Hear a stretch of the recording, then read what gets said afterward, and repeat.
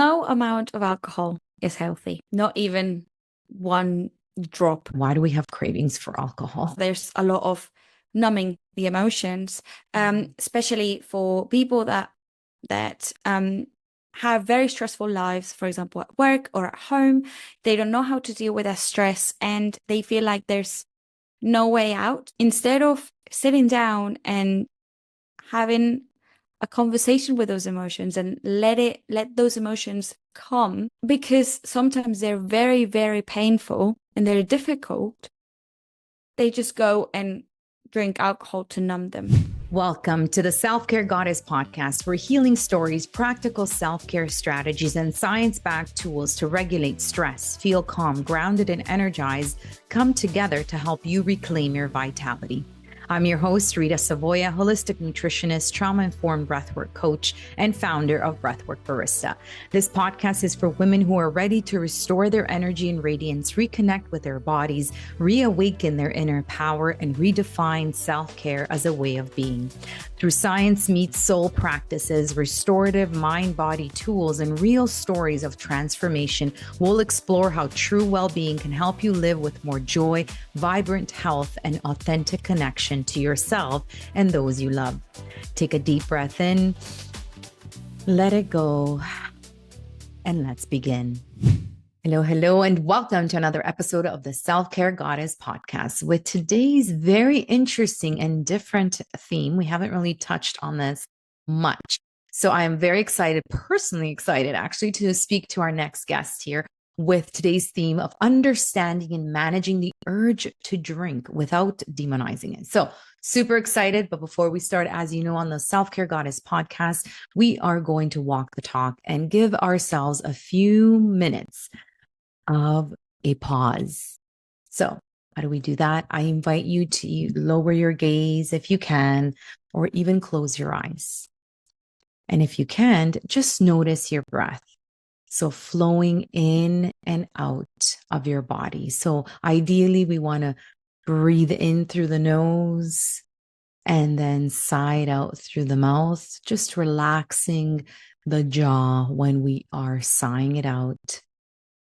And just allowing ourselves to soften, maybe perhaps relax any areas of your body that you might be feeling some tension.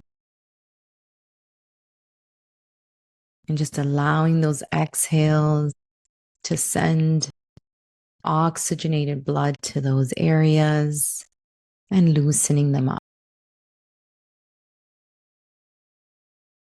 And as we pay attention to our breaths flowing in through the nose, noticing the slightly cooler air entering the body. And then we're breathing a little heavier, extending the exhales and noticing the slightly warmer air leaving the body.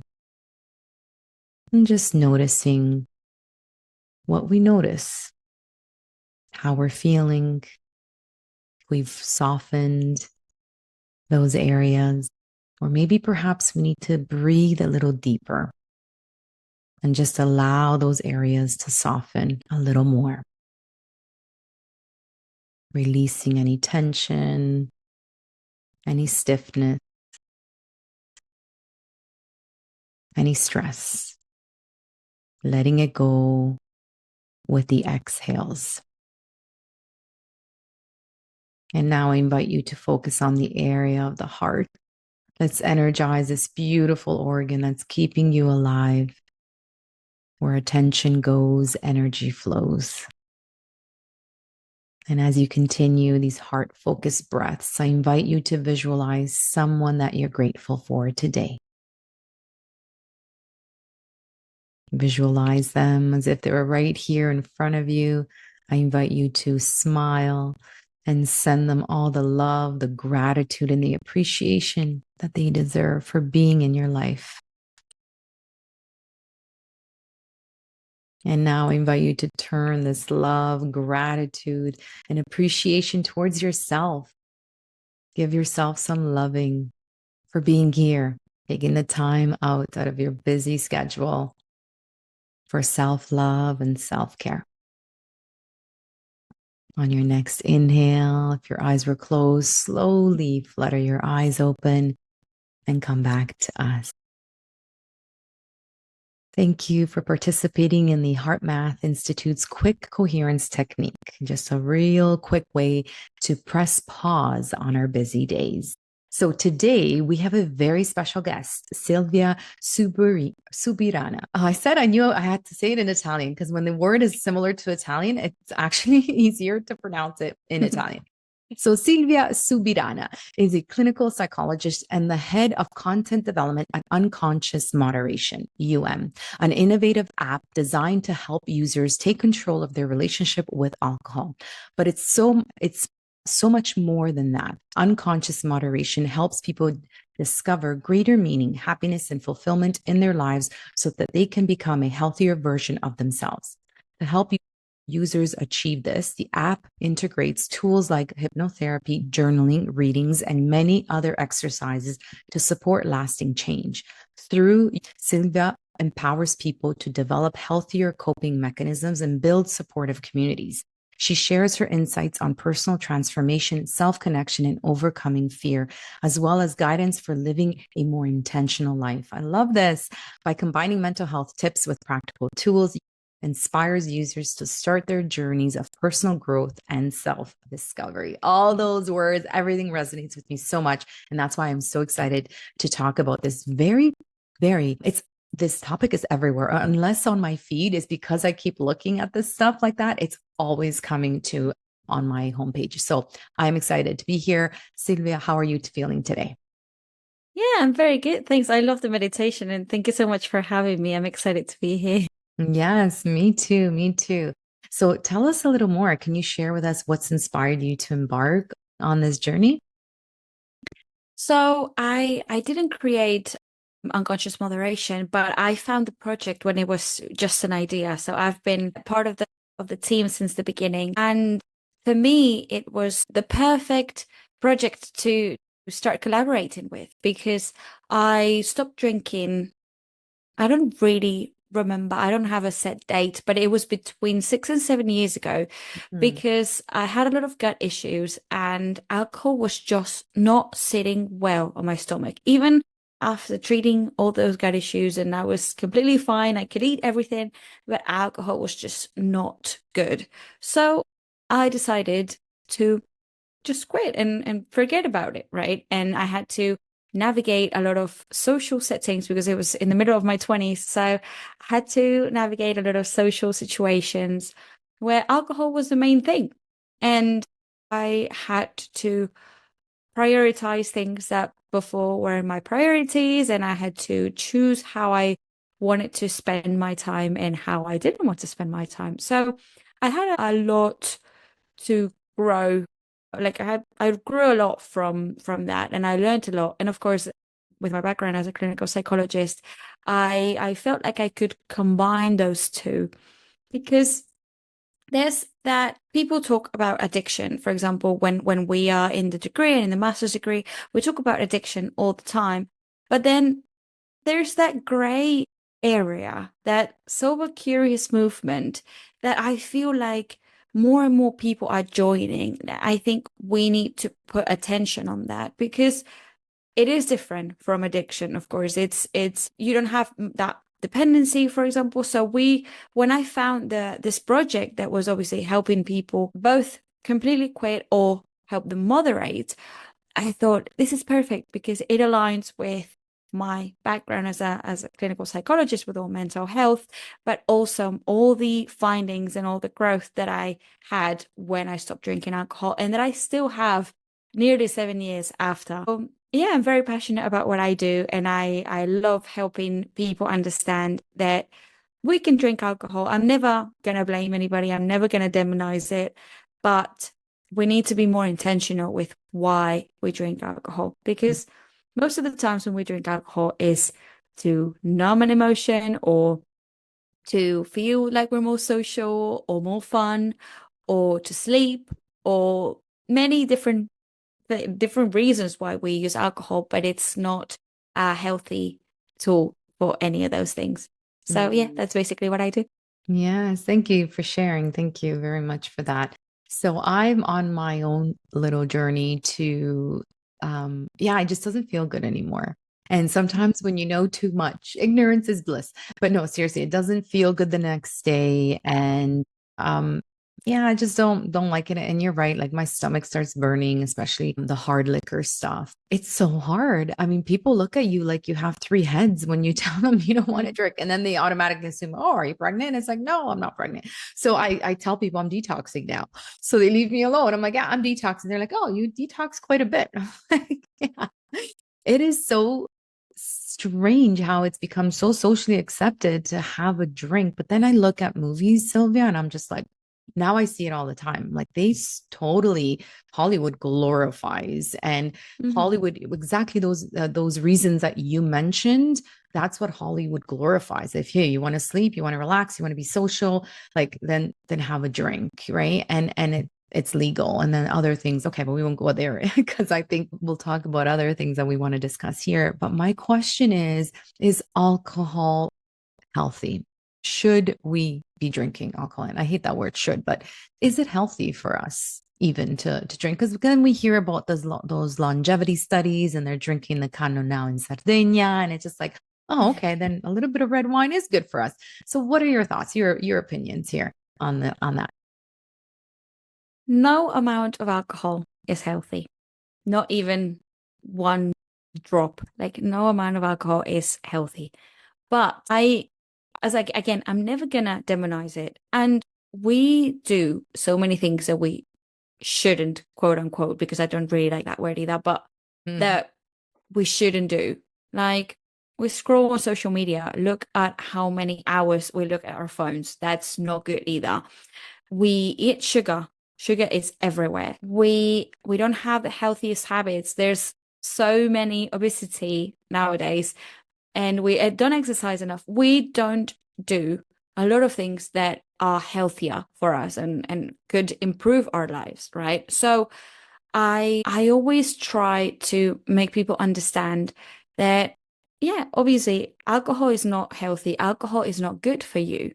But at the same time, if you chase that perfection, then you might be always chasing something that is not attainable, right? So you always have to adapt the things that are socially cataloged as bad, adapt them to what you want and what you don't want. For example, someone might say, yeah, I love a bit of wine and I drink wine once every 2 weeks. But for example, I never eat chocolate because I don't like chocolate. And then that's their balance, right? And for example, I haven't drunk in 7 years, but I love my chocolate and I try to eat less than what I would like to. Wait, But is it 90%? Is it not 90? Maybe is it dark chocolate? 70%? no, no, Oh, I should. Let's see, I should. I so I was love like, milk then you're chocolate. fine, Sylvia. You're fine. No, I'm not fine. I'm not fine. So for example, I lose it when it comes to chocolate, right? And I obviously I don't eat chocolate every day, but I try to be conscious of what I do and what I don't do. So no, no amount of alcohol is healthy, but at the same time, I always say choose what like choose your venom really. Like choose what you prefer to have in your life. So obviously don't have it all, but you Mm. just choose your bits and bobs and that's how you create life. We're here to enjoy it, right? And if you think that you love alcohol, because some people love the taste of alcohol and enjoy the feeling of having a drink. If you love it that much, be conscious of why you're drinking or how you're drinking. But of course, you can drink or have a drink from time to time. Yeah, but it does break. Can you give us like sort of the chemical breakdown? It at the end of the day, it's a toxin in our Yeah, body. it's a toxin. It's a toxin. It's something that the body has to detoxify from, and the body overworks to get rid of it. If you And will have one also, excuse glass, me, prioritize as well. exactly, Yeah. exactly, it's the first thing. So the body's like, Mhm. okay, we need to get rid of this because it's bad for our body, right? So even if you only have one glass and you don't feel anything because maybe you don't feel drunk, the body is already overworking. So that's why some people, when they use it to sleep, it's so contradictory because the body is working so much to get Mm. rid of all those toxins that in the end, next morning you wake up so tired because yeah, you've slept for 10 hours, but your body didn't rest. It was overworking, getting rid of all those toxins. It not only affects the liver because obviously the liver gets rid of exactly all those toxins from the blood, right? It affects all the body. It affects the brain. Uh, Blood Mm. pressure changes, obviously the capacity to sleep. We're more irritable. Mm. All our hormones are messed up as well. So it affects in so many aspects of our bodies, right? Mm. So yeah, no amount of alcohol is safe, and even the smallest amount of alcohol will have that impact in your body, and your body will try to prioritize to get rid of it.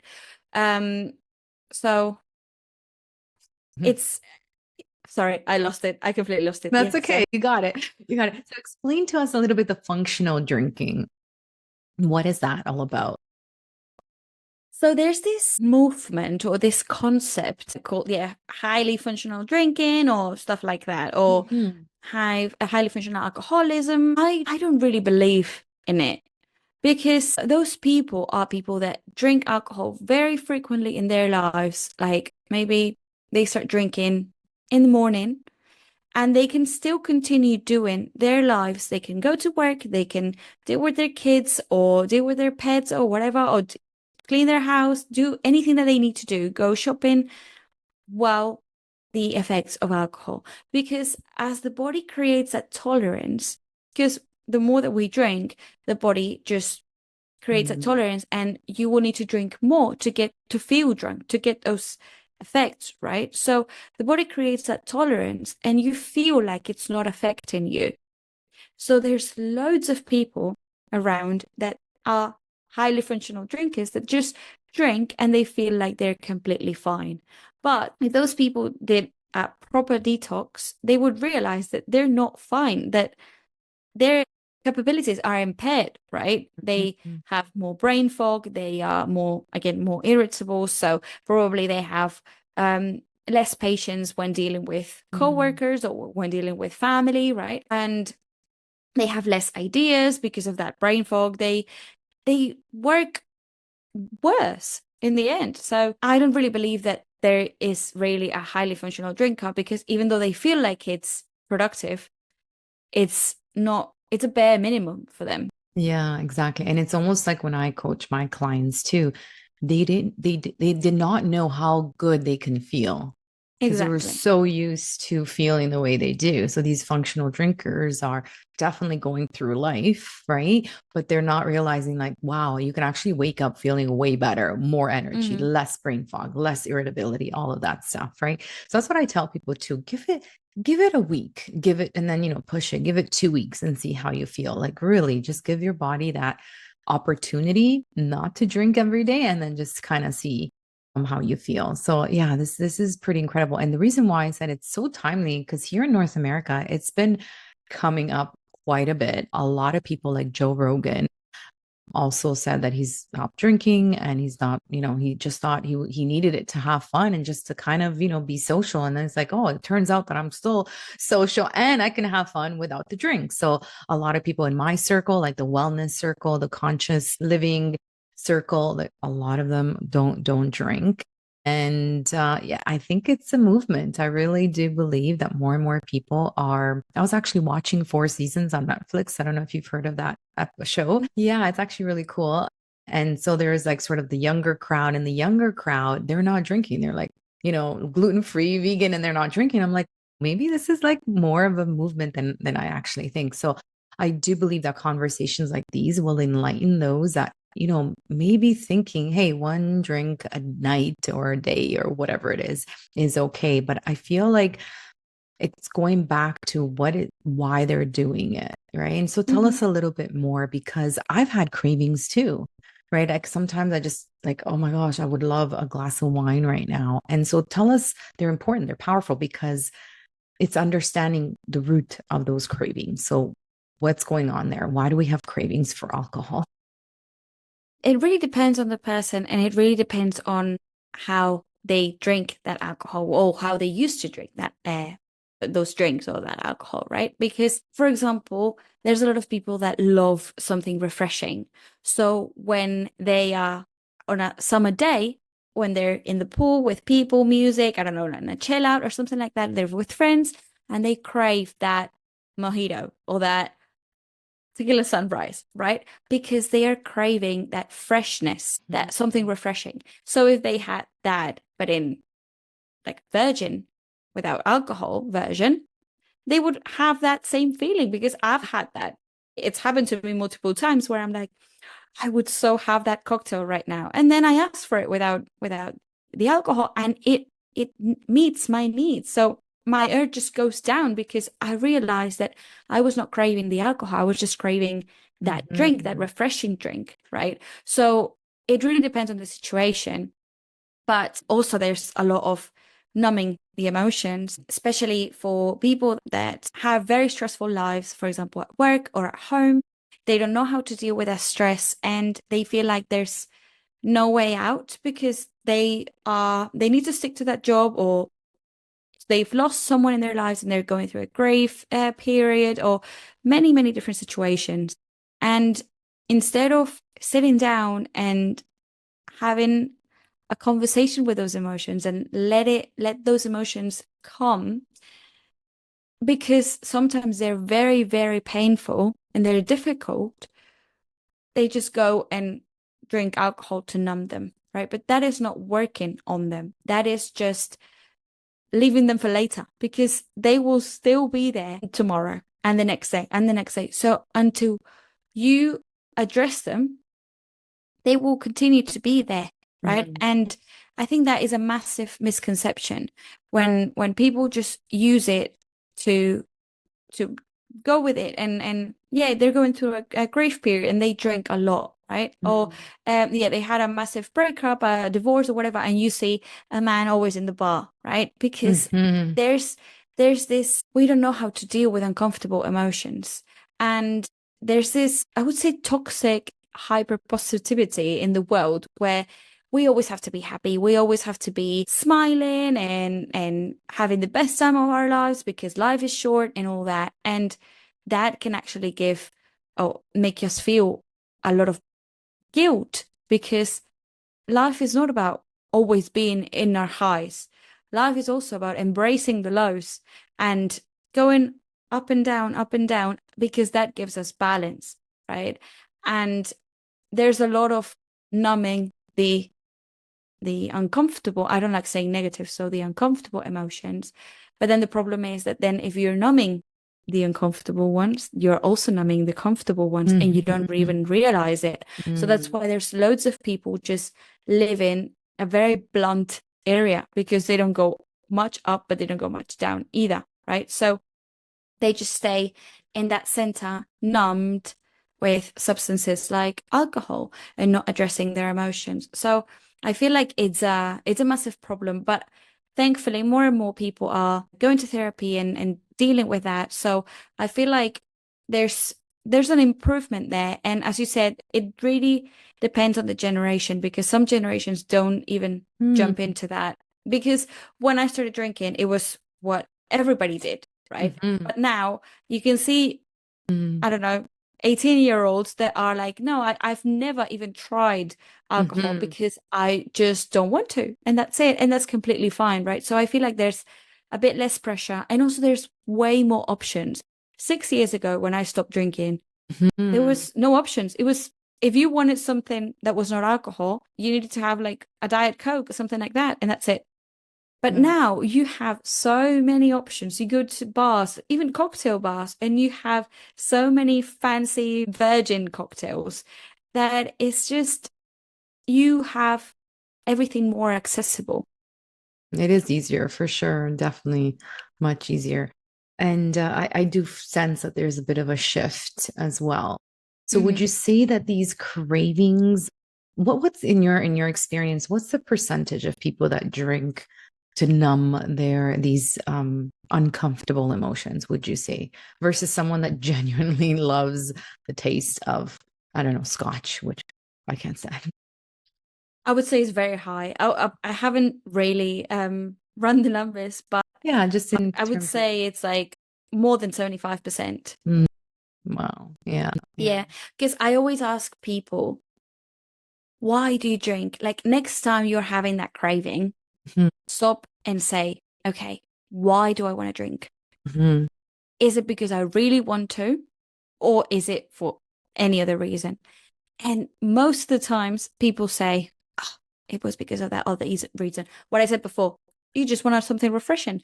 Or, I don't know, many, many different things. So actually stopping before you're going to a bar and you stop yourself for a second and say, wait, why am I craving that beer or that wine or that whatever?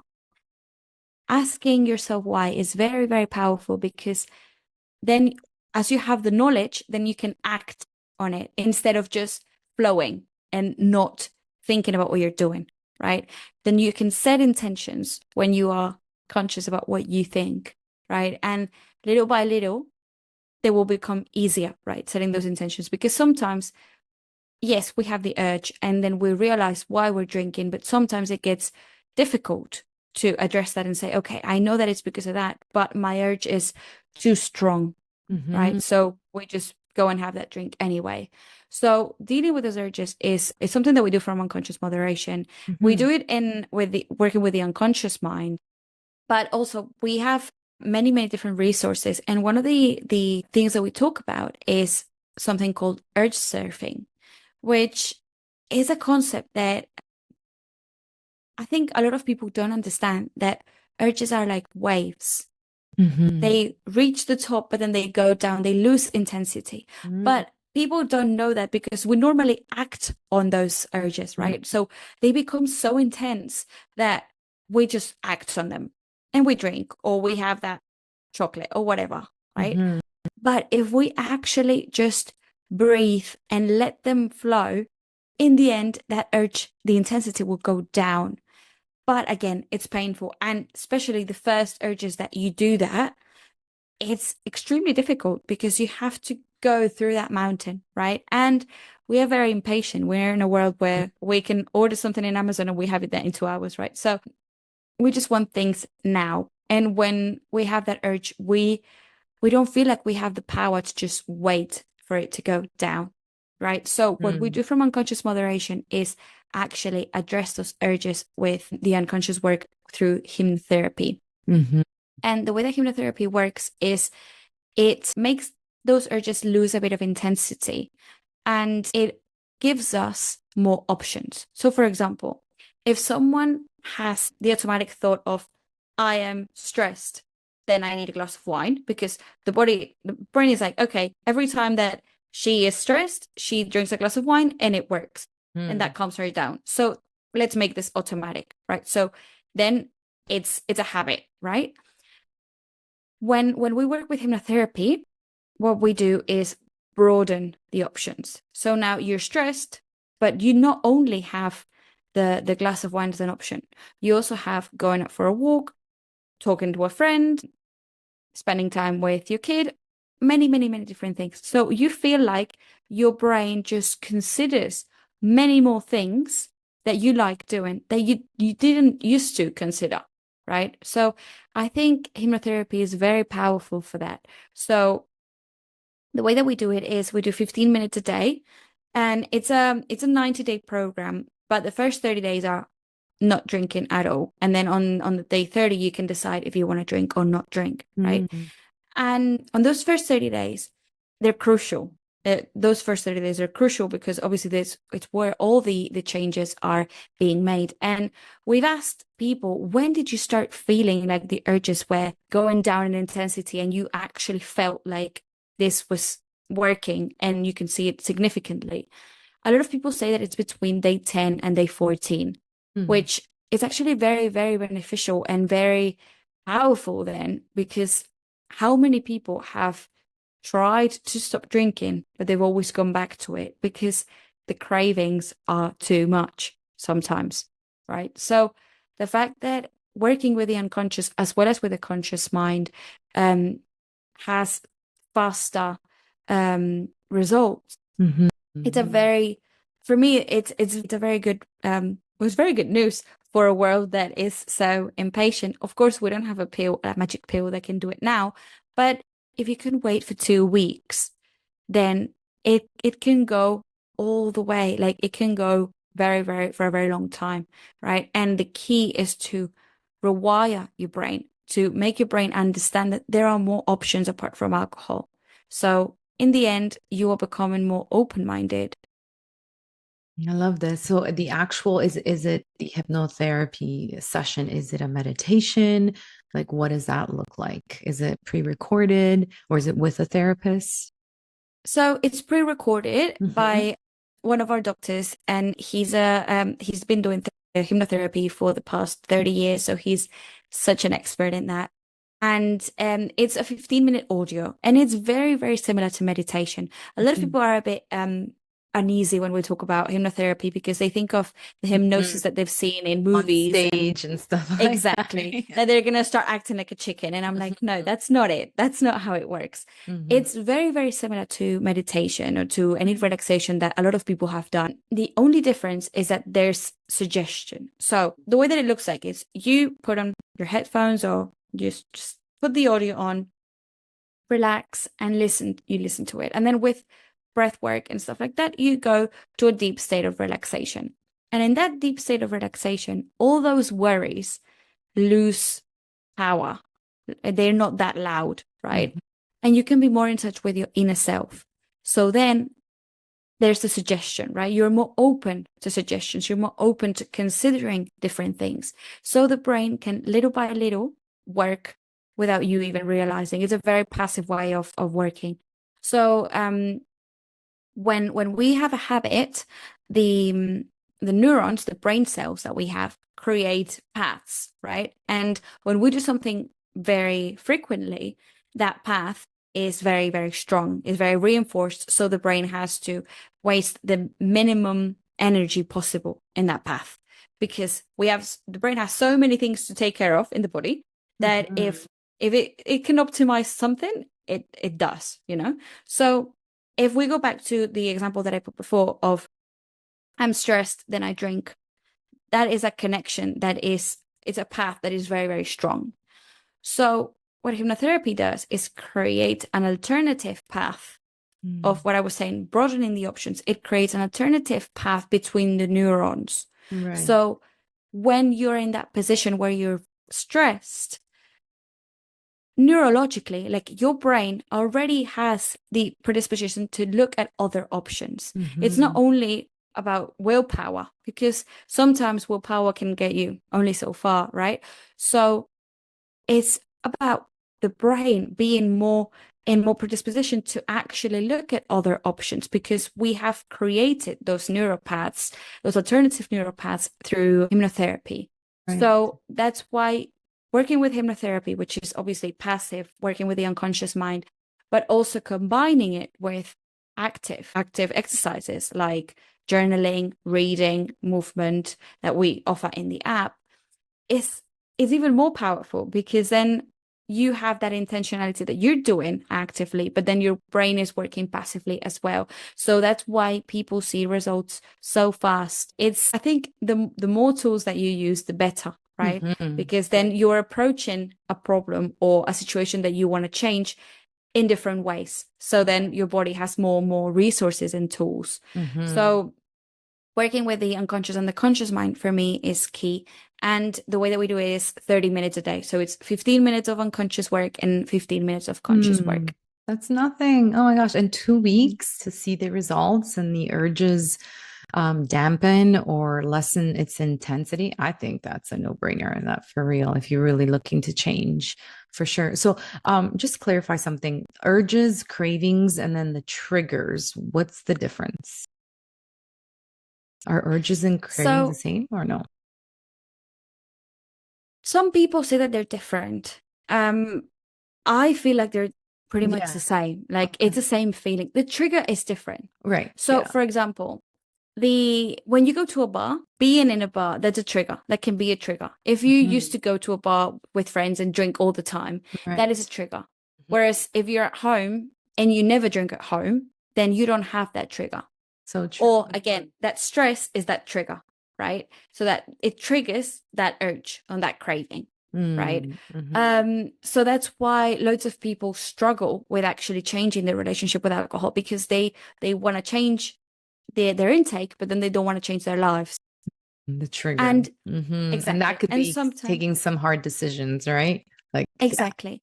being your Sometimes, trigger. yeah, it doesn't need to be forever, but probably the first weeks where obviously those urges are very, very well, there you have them all the time or very, very frequently. If you can avoid those triggers, it's key, because then you'll have way less way less temptation, right? And maybe you can go back to that bar a couple months later, but your brain will already be rewired and you won't have that urge and that craving anymore, because it won't trigger you that much, Oh, but because you Sylvia, will I was have talking worked. about relationship, like leaving the person in the relationship. Oh, that's true. Yeah, that can be too. Or with friends, like really friends True. that group of Yeah, friends that only drink, right? Yeah. So exactly. it can be Yes. in any situation. Yes, you're right. What would you recommend if you have a group of friends that they only drink? Like, how would you handle the situation or advise this person, listener? Yeah, it's a bit tricky because for example, when I did it, I was surrounded by people who drank, and I just embraced the fact that I was going to be the sober one and that I was going to be probably pointed at first. But then my friends got over it and they got used to it, and that's fine. Like they they just didn't question it anymore, right? But it really depends on the Yeah. friends, on the group of friends. Some people say that they just don't want to have that conversation, because I've had a lot of conversation of, why are you not drinking? And sometimes it gets annoying. So some people just don't want to have that conversation, and that's completely fine. But then maybe, obviously, going to a bar all the time because it's the only thing that you do with these friends is not the best way for you to spend your time if you don't want to have those conversations and you don't want to drink. So I always encourage people to think of what they enjoyed doing when they were kids, because it feels like when we are kids, we do so many extracurricular things. We go and dance, we play football, we do volleyball, we do this, we do that, we play instruments. But then when we grow old or older, no, we don't need to be that old, we completely forget about that. We just work, go to the gym, and go home, and that's it, right? So I always ask people, what moved you when you were a kid? And people say, I used to play volleyball, or I used to dance, or I used to do this or that, or play piano. And I say, spend time doing that. Join a volleyball team, buy a little keyboard and just play a little bit, or even join a band, or just get yourself out there and do stuff that you like and that you really connect with. Because then you're going to meet new people that probably will have preferences, or they're looking for stuff that is more aligned with what you are looking for. Opening fronts, even though it can be difficult in some situations, I always recommend doing it through sports or hobbies, because you could double the success, right? Benefits. Because Yeah. exactly, the benefits, because you have that connection of that hobby that has always brought you that happiness or that joy, and then you have the opportunity to also meet like-minded people. Yes, so true, so true. So tell us a little bit about the withdrawal symptoms. What are those like, and what are some suggestions to help you overcome them?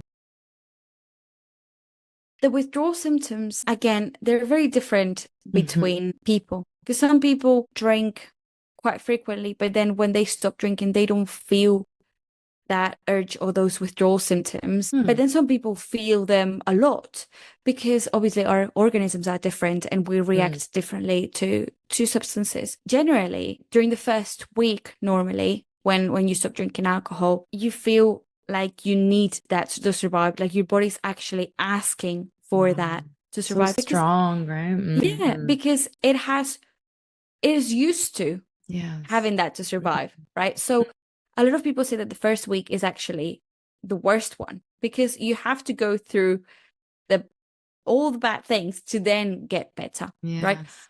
Of course, um I want to clarify that this app works for people that don't have an addiction or they don't have a use problem, because of course people that are drinking a lot need to go to through a different route. Like they need to do a proper hospitalization and all that, because stopping drinking when it's that much can be actually dangerous, because the body actually needs that to work.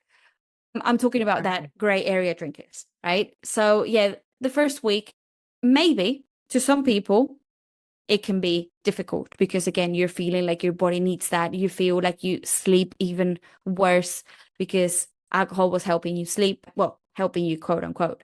But all those things that normally alcohol gives you, you're feeling them without drinking alcohol. So that irritability, that frustration, impatience, right? You're feeling all that. But then when you cross that bridge, which is like 1 week, 10 days, then you start seeing the benefits and you start sleeping better. And then you start probably having clearer skin. You have less inflammation in the body, because alcohol is very, very inflammatory. You have less irritability, you have more patience, and you start seeing it. Of course, this is over like time. You're not going to feel it all at once, but those withdrawal symptoms are a part of the process as well, and they can come back. Like it's not something linear, right? Like I'm saying, oh yeah, the first week you're going to have withdrawal symptoms and then they're going to go away forever. Some people still experience them from time to time during the first month, first couple months, right? They still have it at one point, because the body is adjusting and it takes time. We just need to nurture it and take care of it during this time. And support it, yes.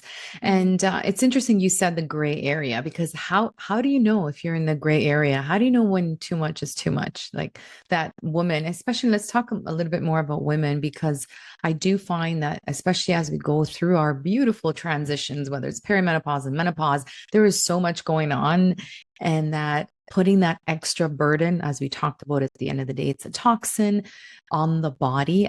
Really, really highly recommend women not be drinking if they're having like some really adverse reactions to this transitional period.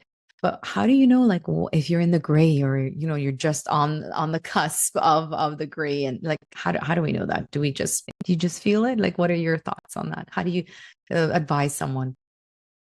That's a very tricky question, because with other substances or other behaviors, it's more obvious when you have when you have a problem, right? When you have that dependency. But alcohol doesn't create that dependency that fast. It is over a long time, and it's subtle, and we don't realize. And a lot of people say, I don't have a problem, and they do have a problem, right? So if someone has doubts about if it's a problem for them or not, I always recommend people to go to their GP, to see their doctors, and ask about their consumption and how it's affecting their bodies, and telling them that they're actually looking to reduce their alcohol intake or completely quit, right? Because when the doctor sees all the vital constants, and obviously checks everything that needs to be checked, then he knows if it's actually dangerous for you or not to completely quit cold turkey, right? So I always recommend to go to a physician if you're having doubts. And check. But in your opinion, like how did you know that you wanted, it was more the digestion and how it made you feel? It was more of the physical. Yeah, that's the thing, when people don't sort of they say they feel fine after, or they say they sleep well. And like you, I'm a big believer. And I know, of course, that you're not getting that quality sleep. So you think it's putting you to sleep, but your body's actually working to detoxify. Yeah, I guess it would really be up to them to see if they believe. But if you're questioning it, for me, that's a sign too. Yeah. For me, some signs that might tell you that you might have more dependency that you think, is drinking. Normally, like socially accepted is like, it's more socially accepted to drink during the weekend. So drinking during the week, I would say it's a sign repeatedly, not only one day. Like drink through 2 or 3 times during the weekdays.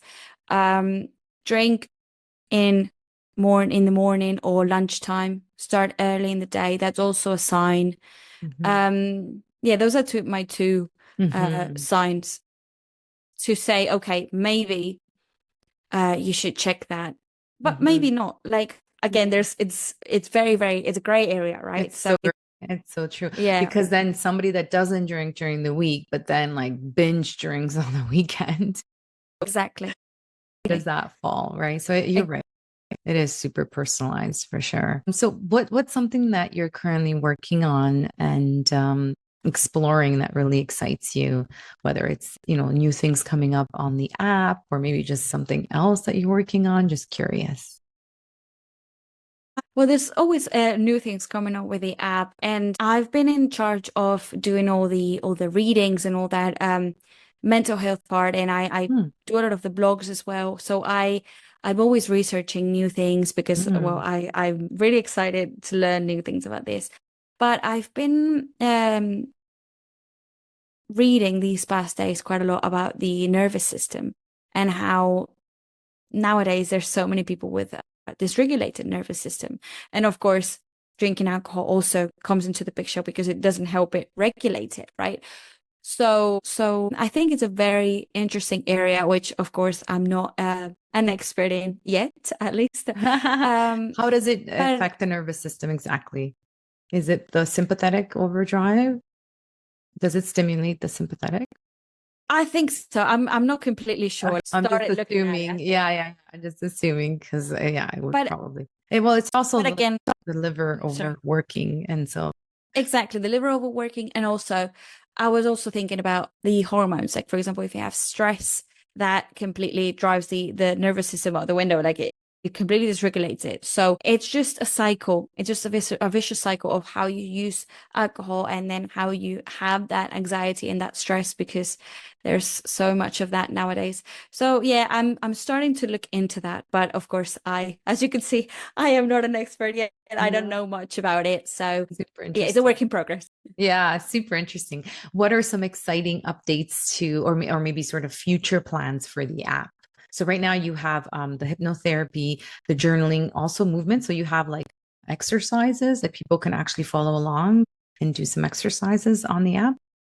Yes, it's 5 minutes a day. So it's very, very short. But at the same time, we know that moving a little bit the body has a lot of benefits, especially releasing tension from the hips, where the hips store a lot of tension and emotions, right? So we have those 5 minutes a day. And yeah, so the program, we just had a massive change where sorry, where before it was 30 days and now it's 90 days. So people after those 30 days, first 30 days of not drinking, then on, as I said before, on day 30, they can choose if they want to moderate or they want to completely quit. And the next 60 days, they're going to stick to one path or the other. And then if they moderate, we have different tools to help them realize how much they drink or how much how many urges they have or how many triggers they have, right? So we work with all these things so then they can adapt that to their lives, right? And we also have the path of not drinking at all. Then I always say that path of not drinking at all, it's easier, as in there's less choice. So you just know what you have to do and that's it, right? Yeah. Whereas the moderation bit, even though you're not saying no to alcohol, you always have to be very on top of it and you always have to revise it because it's very easy to fall back with to old habits, right? So you need to be very on top of that. But I think the app has a lot of opportunities, gives so many tools for people to dive more and understand themselves more. So yeah, we just literally just changed that. We incorporated that a couple of weeks ago. So I am very excited to see the results in people because what we saw is that many people, when it was only 30 days, many people would just go back to day one and repeat it, right? Do the program like 2 or 3 times. Right. To keep going, right? Because by day 31, you don't remember what you did on day one. So we are very excited for this, well, to have and make it longer. And we think that it will have a lot of benefits. And we've also adjusted the journaling a bit more and make it a bit more intentional. So yeah, it has so many changes that I'm very excited about, and yeah, can't wait for people to start giving feedback on that. For sure. So from the I know you don't have the data right now. Do you, or maybe you can guess in terms of what you think, do people take the first route, which is the moderation, or most people actually quit cold turkey and that's it? What are your thoughts there? Or it depends. Moderation, more people, at least in our program, more Mm-hmm. moderation. I think there are more programs out there that help quitting completely, but there are not that many programs that help you moderate without Demonizing. that guilt on that or that blame, right? And so what we saw, the program was not called unconscious moderation before. It was called My Dry 30 because we thought when we started that more people were gonna completely quit. But then when we released the app, we saw that it was around 70% of people that were actually choosing moderation after the program. And we're like, oh, we have to adjust that because now we're selling it as something to be like dry, right? And more people are actually moderating. So I feel like in our like more people are choosing to not drink in general, but I also think that a lot of people are choosing to reduce their alcohol intake, and it's a very nice tool that offers a lot of help with that. So I understand why there's more people that want to moderate with it. Is there a gender? I'm just curious. A difference? Is it more women versus men or the other More way around? women. More women that do the Mhm. program that are signing up to the app? Yeah, it's not very unbalanced. Like Mhm. I don't remember the numbers, but it's around like 40% of 40 something men and 50 something women. So it's not that much of an imbalance, but it is more women. I think that with all these programs, it's always women. We take more care of ourselves because there's a lot of toxic masculinity out there, unfortunately. But yeah, it's more women.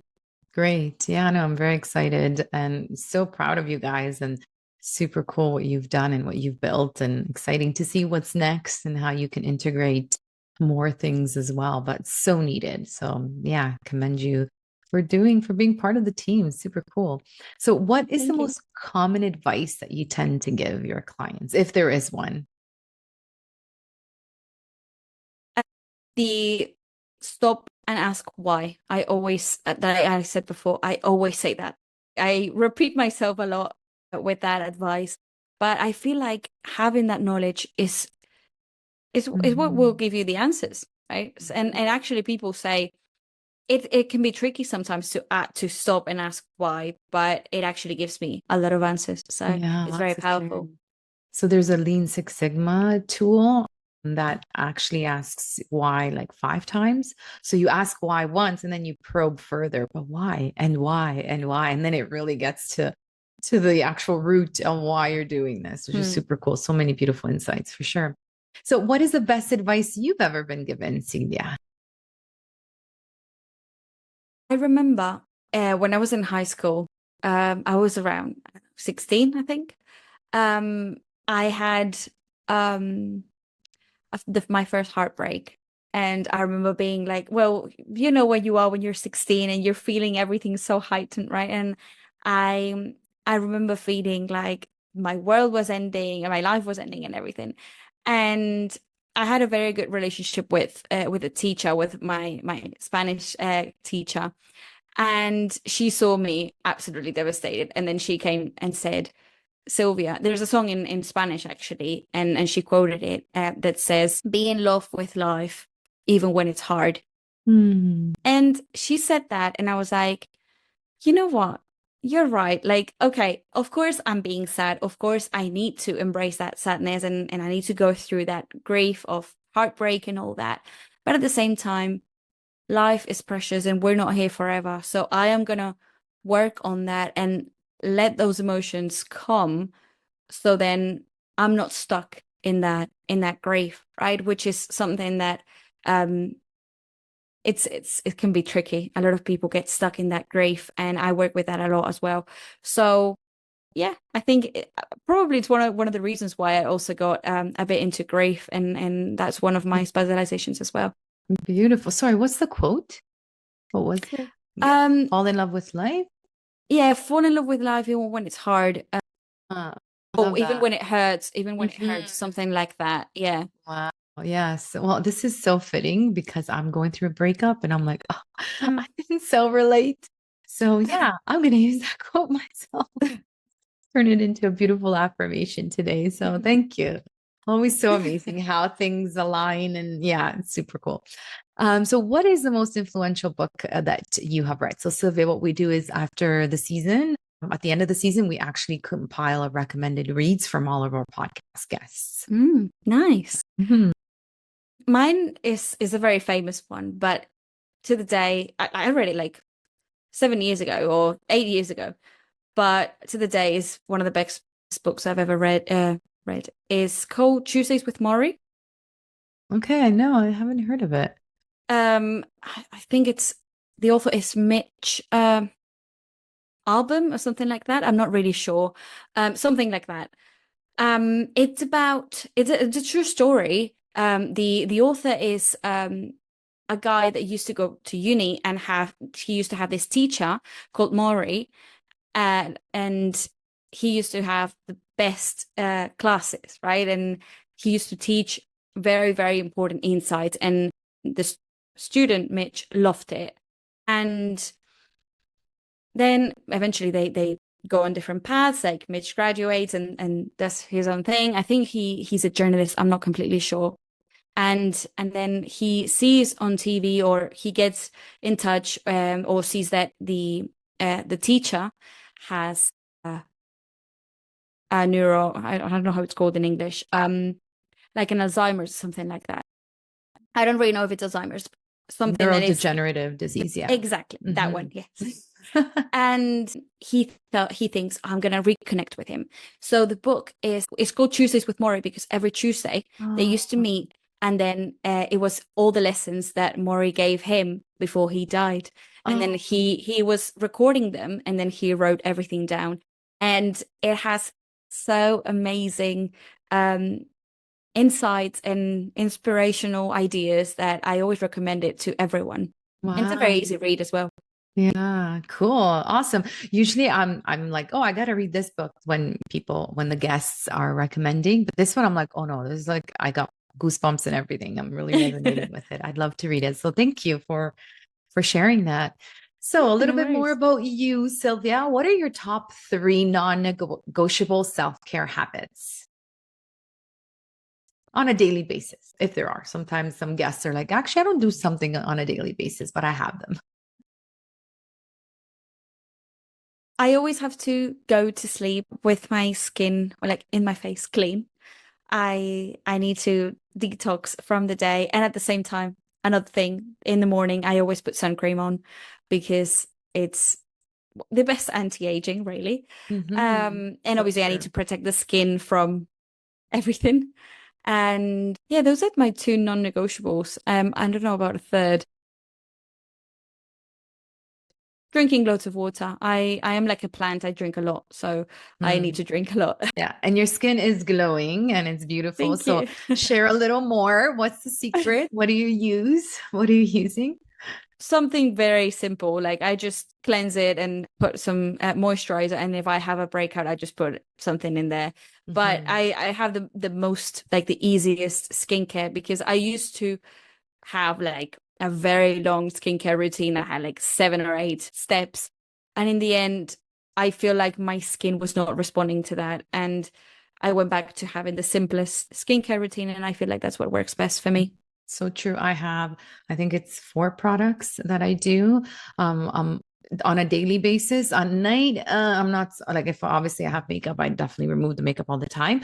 But yeah, I'm a Mm. little more lazy at night. But yes, definitely it's so important to Mm. keep it simple so that you can actually do it. Yeah, And keep it clean too. My products are all very, very exactly. clean, non-toxic. All right. So what is your legacy, Sylvia? What do you want to be known for? What do you want to leave behind? That's a very good question.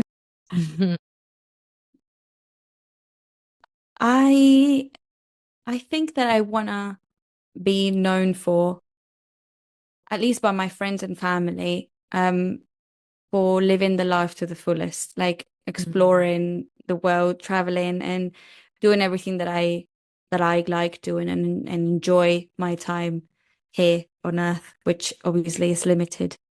No, that's beautiful. Thank you. So where is the best way to connect?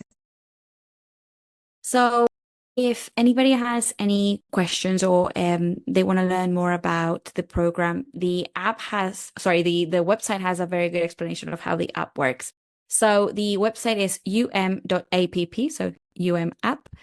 And you can also look in Google Play and App Store for unconscious moderation, and you'll find it. And we're also on Instagram. But I always recommend people to go to the website where they have all the information. They have the links to the app as well to download it. So yeah, you have all the experts and everything that is explained there. And if you have any other questions, there's a contact form as well where we are more than happy to respond to the questions. Well, thank you so much. This has been super, super enlightening. Thank you for shedding some more golden nuggets on a very hot topic right now. I think I walked away with understanding a little bit more on how to moderate, or maybe perhaps even, give it all up. But I am ready to explore more through your resources. So I look forward to reading more of your insights on the blog. Thank you so much for sharing your amazing self here on the Self-Care Goddess podcast. I am so grateful that our paths have crossed, and thank you for that little I guess advice for myself. I am definitely going to take it to heart. I appreciate you. Have a beautiful rest of the day. Thank you so much. Thank you for tuning in to the Self-Care Goddess podcast. If today's episode inspired you, share it with another woman who's ready to reclaim her vitality and lead from within. To continue your journey, be sure to subscribe, leave a review, and connect with me on ritasavoya.com. Until next time, remember, self-care isn't selfish, it's your superpower. Take a deep breath in, exhale, and keep rising. Ciao for now.